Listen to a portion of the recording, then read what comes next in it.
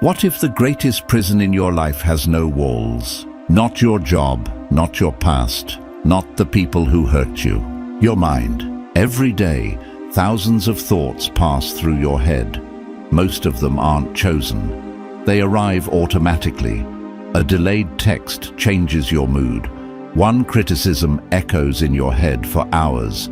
A single setback convinces you that everything is going wrong. And without realizing it, your emotions begin making decisions for you. Here's the disturbing part. Most people never notice it's happening. They spend years believing their fears are facts. Their insecurities are identity. Their habits are destiny. They call it just the way I am. But what if the person you think you are is nothing more than a collection of conditioned reactions? What if your anxiety isn't a permanent trait? What if your anger isn't strength? What if your need for approval is not human nature, but a chain you've worn for so long that you've forgotten it's there? More than 2,000 years ago, a philosophy emerged that challenged a dangerous idea, the belief that life controls us. Its followers faced poverty, betrayal, exile, public humiliation, even death. Yet many of them possessed something most people today desperately search for and rarely find: inner freedom.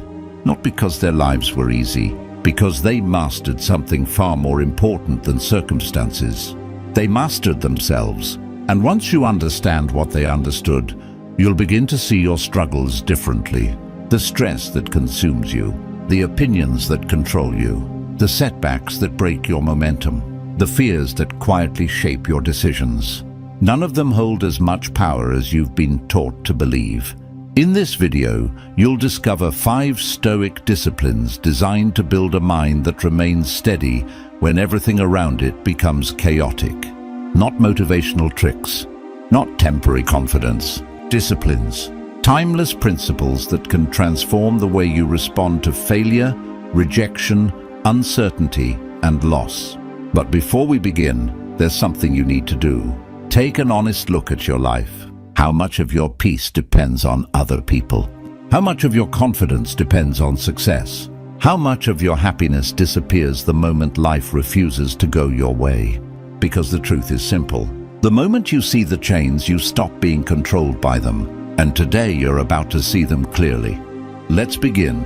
Discipline 1. The discipline of emotional detachment.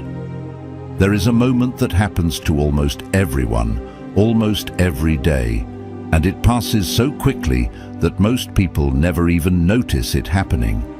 Someone says something, a small thing, maybe dismissive, maybe careless, maybe not even meant as an insult at all, and in less than a second, your entire internal state shifts. Your chest tightens, your thoughts race. You start replaying the moment, rehearsing what you should have said, building a case in your mind for why you were wronged. By the time you notice what's happening, you've already lost an hour, sometimes a day.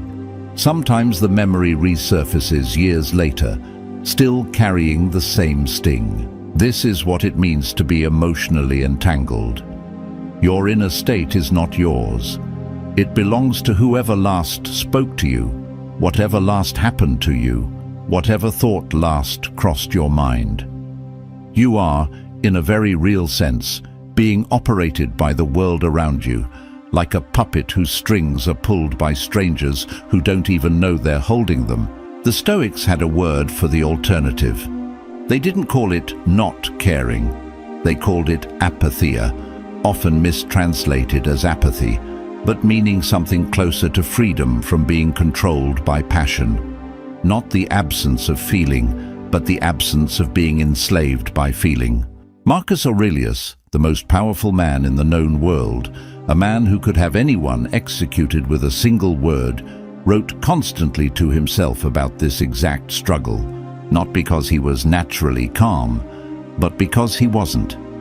He wrote those journal entries, the ones we now call meditations, as a kind of nightly training, reminding himself again and again that the things which disturbed him were not the events themselves, but his judgments about them. Here is the deeper truth most people never realize. Emotional reactions are not responses to reality. They are responses to a story your mind tells about reality, faster than you can consciously notice. Someone cuts you off in traffic. The event is simple. A car changed lanes, but your mind instantly adds a story. That person is selfish. That person disrespected me. That person doesn't care if they hurt someone. And now you're not reacting to a lane change. You're reacting to an entire narrative your mind invented in a fraction of a second. This is where most people fail. They think the goal is to control their emotions directly, to force themselves to calm down after the storm has already started. But by then, it's too late. The discipline of emotional detachment isn't about suppressing the storm. It's about noticing the story before it becomes a storm. Think about how this plays out in modern life. Someone leaves a cruel comment on something you posted. Within seconds, your mind has already decided what that comment means about you, about them, about your worth. You feel exposed, humiliated, angry. You might spend the next hour composing a response, deleting it, rewriting it, imagining their reaction. All of this over a string of text from a person you will likely never meet, whose life you know nothing about, whose opinion has no bearing on your actual existence. Or think about a relationship where someone you love withdraws, becomes distant, doesn't respond the way they used to. Your mind builds a story. I'm not enough.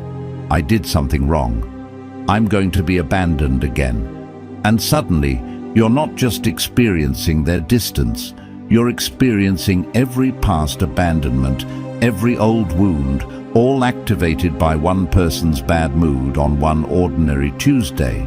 Here is the paradox the Stoics understood, and it is genuinely strange when you sit with it. The people and events that disturb you the most are usually the ones that have the least actual power over your life. A stranger's comment cannot take your job, your health, your family, or your future. And yet it can ruin your entire evening if you let it. Meanwhile, the things that genuinely shape your life, your habits, your character, your daily choices, often pass by completely unnoticed because they don't trigger an emotional reaction at all. Emotional detachment, properly understood, is not coldness. It is precision. It is the ability to feel the appropriate amount, for the appropriate amount of time, about the things that actually matter, and to let everything else pass through you like wind through an open window, not blocked, not fought, just passing through without leaving the room rearranged. Seneca wrote to his friend Lucilius about a kind of person he had observed, someone who had trained himself to receive insults the way a tall cliff receives waves.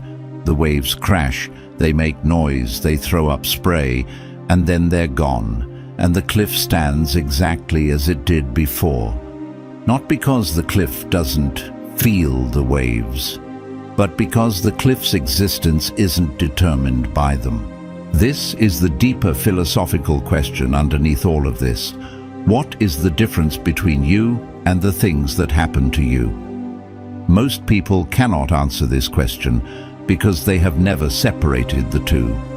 Their sense of self is built from an accumulation of reactions, opinions, slights, victories, and defeats, so thoroughly mixed together that they cannot tell where the event ends and themselves begins. But there is a self underneath all of that, a self that exists before the comment, before the rejection, before the bad news, a self that was there yesterday and will be there tomorrow, regardless of what anyone says or does. The discipline of emotional detachment is the practice of returning to that self again and again, every time the world tries to pull you away from it. Here is a practical exercise, one used in various forms by Stoic practitioners for centuries. The next time you feel a strong emotional reaction rising, before you act on it, before you respond, Before you even fully form the thought, pause and ask yourself one question. Is this happening to me, or is this just happening? A car changed lanes near you. That happened. That driver disrespected me. Is something your mind added. Someone didn't text back. That happened. They don't care about me is something your mind added. Try, just for a moment, to see the bare event, stripped of the story. You will often find that the bare event is almost laughably small. It's the story that was unbearable. Do this enough times, and something remarkable begins to happen. The gap between event and reaction begins to widen. What used to be instantaneous, comment, then rage, becomes comment, pause, choice. And in that pause, you discover something most people never discover in their entire lives. You discover that you have a choice at all. Write this down, because it is the foundation everything else is built on. You are not required to suffer every time the world gives you an opportunity to. Suffering is not mandatory. It is, more often than you'd like to admit, optional. And the moment you understand this, truly understand it, not as an idea but as a lived experience, you begin to become someone the world can no longer casually wound. Discipline 2, the discipline of controlling perception. There's an old idea, often repeated, sometimes so often that it loses its power. It's not what happens to you, it's how you see it. Most people nod at this, agree with it, and then go right back to being destroyed by how things look to them. Because agreeing with an idea and living by it are two completely different things. So let's go deeper than the cliché. Let's actually understand what perception is and why controlling it might be the single most powerful skill a human being can develop. Your brain does not experience reality directly. This isn't philosophy, it's basic neuroscience. Your eyes receive light, your ears receive vibrations, your skin receives pressure, and your brain assembles all of this raw data into a model, a kind of internal simulation that it then presents to you as the world. You don't see the world, you see your brain's best guess about the world, updated in real time, based on everything you've experienced before. This means two people can be standing in the exact same room, witnessing the exact same event, and walk away having experienced two entirely different realities. Not because the event was different, but because their models, their perceptions were different. Epictetus, a man who began his life as a slave, who had his leg permanently damaged by a master's cruelty, built an entire philosophy around this single insight. He taught that events themselves are neutral. Wealth is neutral. Poverty is neutral. Even death, he argued, is neutral. What gives these things their emotional charge is the judgment we layer on top of them. This sounds abstract until you apply it to your own life. Consider failure. To one person, failing at something is proof that they're not good enough, evidence to be filed away and remembered forever. To another person, exposed to the exact same failure, it's simply information. This approach didn't work. Try another. Same event. Completely different internal experience. The difference isn't the failure. The difference is the lens. Here's what most people never realize. The lens itself was installed.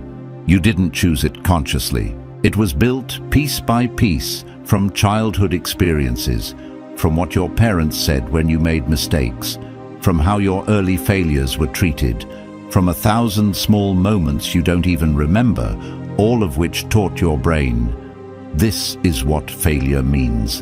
And once that lens is installed, it operates automatically, instantly, invisibly, coloring everything you see before you're even aware you're seeing it. This is where the discipline of controlling perception becomes genuinely radical. because it's not asking you to think positively. Positive thinking is just installing a new automatic lens, a sunnier one, but still automatic, still invisible, still capable of distorting reality in the other direction. What the Stoics are asking for is something much harder and much more valuable: the ability to notice the lens itself, to catch it in the act, to see reality and separately see the story you're telling about reality as two distinct things rather than one fused experience. Let's bring this into a modern context. Imagine you didn't get a promotion you worked hard for. The bare event, someone else was selected for a role. Now watch what perception does with that. I'm not valued here. I'll never get ahead. Maybe I'm just not good enough. Everyone else sees something in me that I can't see, and it's bad. Notice that none of these statements are facts. They are interpretations generated instantly and then experienced as if they were facts, with all the emotional weight of facts. Now imagine catching that process in real time. The promotion went to someone else. That's the event. Everything after that is a story your mind is offering you, one of many possible stories. You could just as easily tell a different one. This wasn't the right fit, and something better is being prepared for me. Or, I have information now about what this company values, and I can decide if that matches what I want. None of these stories are more true than the others in some objective sense, but they are not equally useful. And here is the deeper truth. You get to choose which story to entertain, because none of them are reality. They're all just perception. This is where Stoicism connects to something much older and much deeper than self-help, the question of freedom itself. What does it actually mean to be free? Most people think freedom means having no constraints, being able to do whatever they want. But the Stoics argued for something far more radical, that the only freedom that truly matters is freedom of the mind, because everything else, your circumstances, other people's actions, the events of the world, was never under your control to begin with. Marcus Aurelius wrote that external things cannot touch the soul, not even slightly. They have no access to it and cannot move or direct it. The soul alone moves and directs itself. Sit with that for a moment. He was an emperor surrounded by war, plague, betrayal, and the daily burden of ruling an empire. And his conclusion was that none of it could touch the actual core of who he was unless he allowed it to, through his judgments. This is terrifying to some people and liberating to others, often the same people, at different points in their lives. Terrifying because it removes the excuse. You can no longer say, I feel this way because of what happened. You have to say, I feel this way because of how I'm interpreting what happened. And that's a much harder sentence to hide behind, but liberating, because it means the door out was never locked. You had the key the entire time. You just didn't know there was a door. Here is a mental exercise to begin practicing this. At the end of each day, choose one moment that disturbed you, even slightly. Write down what actually happened, in the most neutral, factual language possible, as if you were a security camera with no opinions. Then, separately, write down the story you told yourself about what happened. Compare the two. Notice the gap. Over time, this exercise trains something extraordinary: the ability to perform this separation in real time, in the moment, before the emotional reaction fully takes hold. And when you can do that, when you can see the bare event and the story as two separate things, even while they're happening, you've gained something that most people never gain in their entire lives: You've gained the ability to choose your reality, not by lying to yourself, but by seeing it more completely than ever before. Remember this: the world does not assign meaning to events. You do. And whoever controls the meaning controls the experience. Make sure that someone is you. Discipline 3. The discipline of accepting reality. There is a particular kind of suffering that almost no one talks about, because it's so woven into daily life that it feels invisible. It's not the suffering of pain itself, it's the suffering of resistance to pain, the suffering of wishing things were different than they are. Picture someone stuck in traffic, late for an important meeting. The traffic itself is uncomfortable, sure, but watch what actually happens inside that person's mind. They're not just sitting in traffic, they're fighting it. This shouldn't be happening. This is unfair. Why today, of all days? Every minute that passes, they're not just experiencing a delay, they're experiencing a battle between what is and what they believe should be. That battle is exhausting. And here's the strange part: it changes absolutely nothing about the traffic. The cars don't move faster because someone is angry about them. The only thing that changes is the internal state of the person fighting reality, and it changes for the worse. This is the discipline of acceptance, and it might be the most misunderstood Stoic teaching of all, because people hear acceptance and think it means giving up, becoming passive, no longer trying to improve your life. Nothing could be further from the truth. Acceptance in the Stoic sense is not the opposite of action. It's the foundation of effective action. The Stoics divided everything in existence into two categories: things within your control and things outside your control. Within your control, your judgments, your responses, your effort, your choices, your character.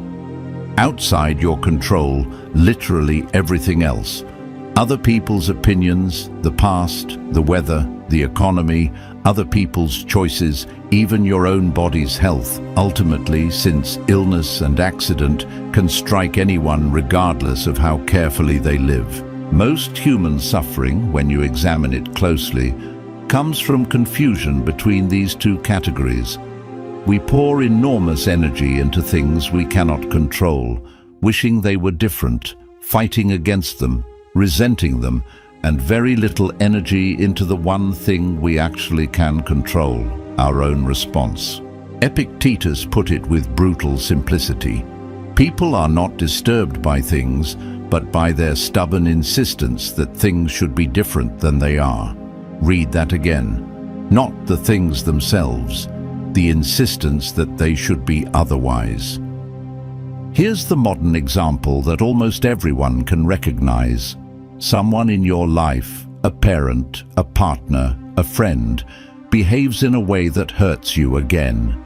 Maybe they're critical, maybe they're absent, maybe they simply are who they are, and who they are includes traits that disappoint you, and you find yourself, for the 100th time, wishing they were different, wishing they would finally see you the way you want to be seen, wishing they would change. This wishing feels like hope.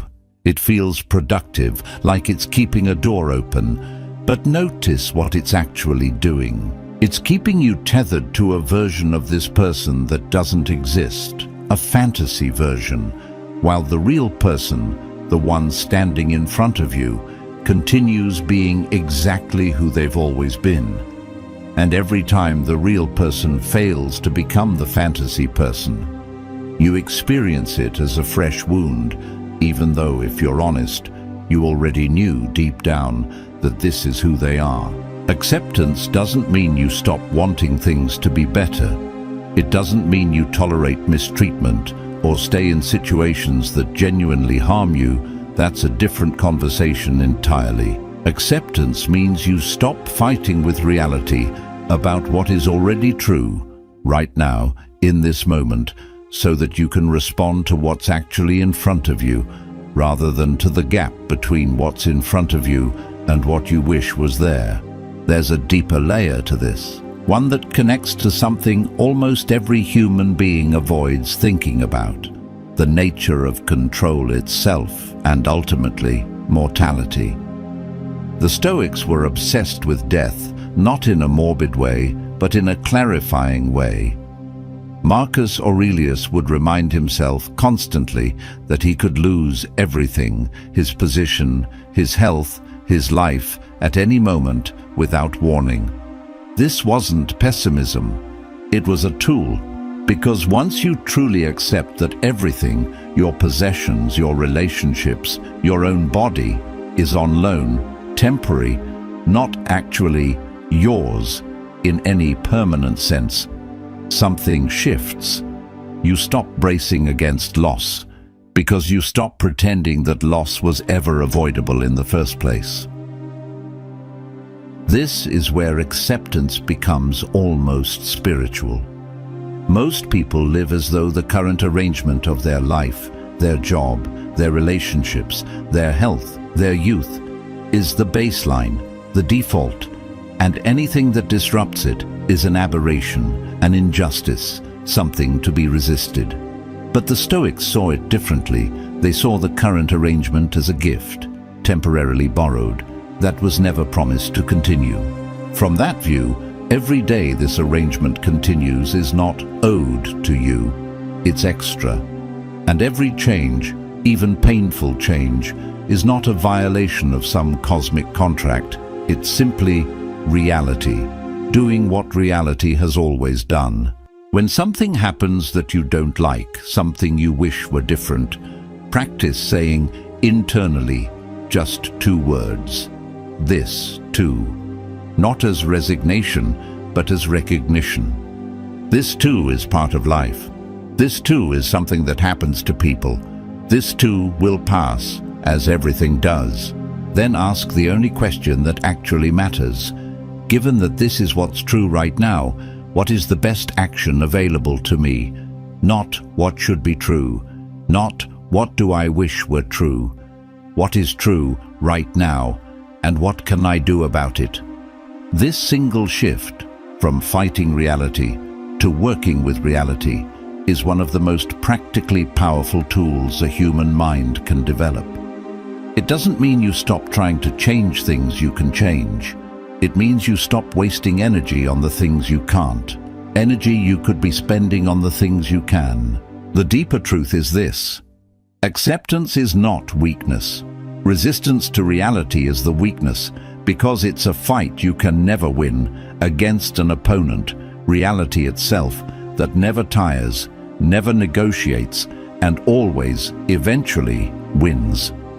Acceptance is simply the wisdom to stop fighting a war that was lost before it began, so you can finally turn your attention to the war that's actually winnable, the war for your own mind. Discipline 4. The discipline of being misunderstood. There's a fear that lives quietly underneath almost every social interaction, so common that most people don't even recognize it as fear. It's the fear of being misread, misjudged, seen as something you're not.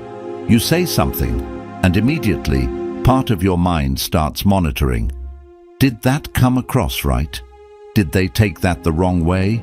Should I clarify? You post something online, and you find yourself anticipating every possible negative interpretation, sometimes editing your words 5, 6, 7 times, not to say what you mean more clearly, but to make it impossible for anyone to misunderstand you. Here's the deeper truth, and it's one that's genuinely hard to accept. It's already impossible. You are already being misunderstood right now by someone. Not because you did anything wrong, but because understanding another human being completely, perfectly, without any distortion, has never once happened in the history of the species. Think about what's actually required for someone to understand you. They would need access to your entire history, every formative experience, every fear, every hope, every private thought you've never spoken aloud, the exact tone you intended, the context you were in, your mood, your past, all of it perfectly transmitted with zero loss. That has never happened. Not between you and your closest friend. Not between you and your parents. Not between any two humans who have ever lived.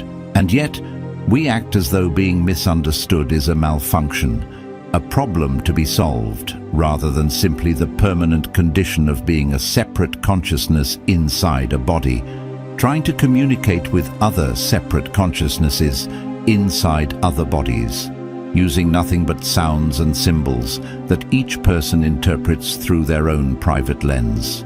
Consider Socrates.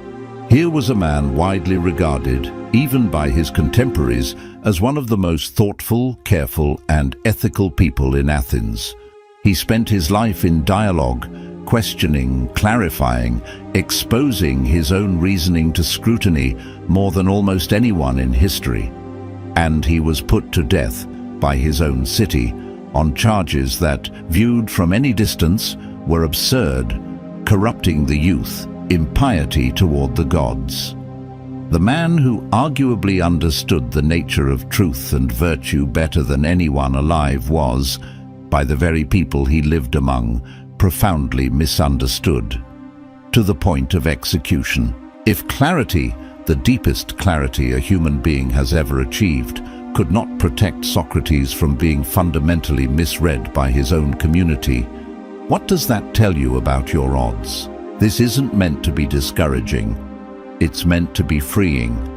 Because here's what happens when you finally accept that being misunderstood is not a sign of failure, not evidence that you communicated poorly, not proof that something is wrong with you. You stop performing.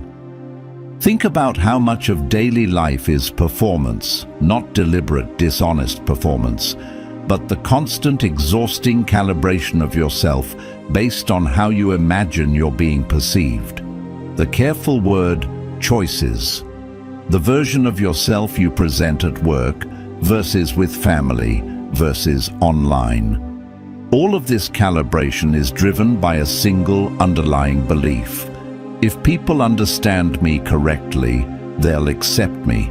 And if I'm misunderstood, something bad will happen. But notice, the moment you trace this belief to its root, what it's really about. It's not really about being understood. It's about being accepted.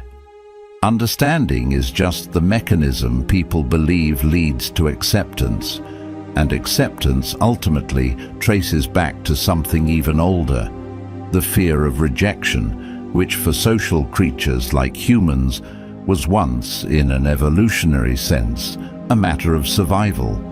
To be misunderstood and rejected by the group meant, for most of human history, danger, isolation, even death. That fear is still running in your nervous system, even though for almost everyone watching this, being misunderstood by a stranger online, or even by a family member, will not result in anything close to the danger your ancestors faced. The threat response is ancient. The actual stakes are modern and usually much, much smaller. Here's where it gets philosophically interesting. If being misunderstood is permanent and unavoidable, then there are really only two options. Option one, spend your entire life trying to control how you're perceived. An unwinnable game, since perception happens inside other people's minds, which you have zero access to and zero control over. Option two, accept that you will be misunderstood by some people in some ways for your entire life, no matter what you do, and redirect all that energy towards something you actually can control, namely, who you actually are, regardless of who people think you are. This is what Marcus Aurelius meant when he wrote about not needing others to know what's in your heart, but acting in accordance with your own nature regardless. He wasn't saying don't communicate, don't try to be clear.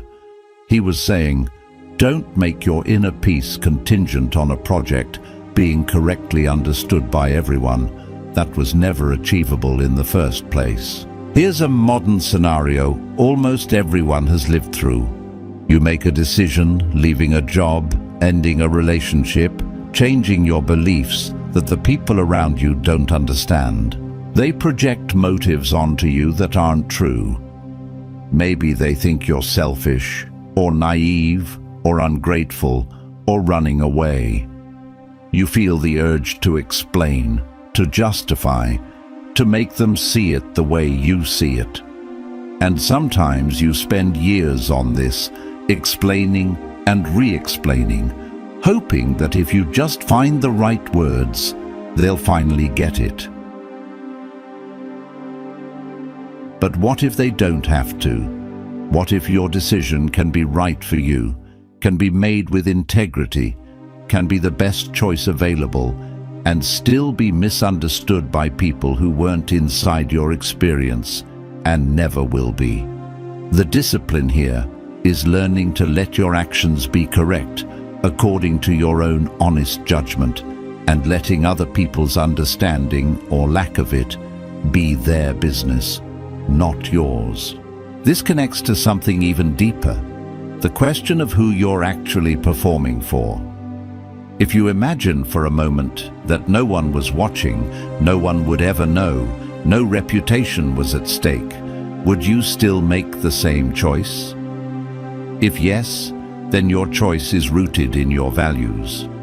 If no, then what you've been calling your decision was actually a negotiation with an audience that, as we've established, can never fully understand you anyway. The next time you feel the urge to explain yourself, to clarify, to make sure someone gets it, pause and ask, am I doing this because clarity will change the actual outcome, or because I'm uncomfortable with the discomfort of being seen incorrectly? If it's the former, communicate clearly once and let it go. If it's the latter, recognize that what you're really trying to manage isn't their understanding. It's your own anxiety about not being in control of their perception.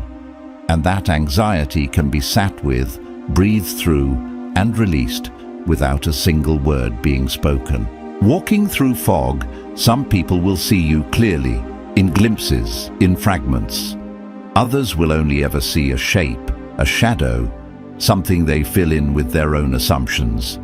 This has always been true for every person who has ever lived, including the wisest among them. Your task is not to clear the fog for everyone. Your task is to keep walking with integrity toward whatever you've decided matters, regardless of who's watching and regardless of what they think they see. Discipline 5. The discipline of silence. In a world saturated with noise, where every opinion can be broadcast instantly, where silence in a conversation feels like an emergency that must be filled, there is something almost rebellious about a person who simply doesn't speak, who listens, observes, absorbs, and says nothing. Not because they have nothing to say, but because they've made a deliberate choice not to say it. Most people experience silence as discomfort. Watch any group conversation when it pauses, even for a few seconds. Someone almost always rushes to fill it. A joke, a change of subject, anything to relieve the pressure of the quiet. And in arguments, silence feels even more unbearable. When someone insults you, doesn't responding feel like losing? Doesn't staying quiet feel like admitting they were right? This is one of the deepest illusions the untrained mind falls for, the belief that response equals power and silence equals defeat. The Stoics understood something almost opposite. They understood that speech, especially speech driven by emotion, is often a form of leakage. It's energy escaping, information being given away, control being surrendered, all while feeling, in the moment, like the opposite. Think about what happens physiologically when someone provokes you. There's a surge, a kind of pressure, an urge to respond immediately, to defend, to correct, to win. That urge feels like it's coming from strength. But notice, it's actually coming from a loss of equilibrium.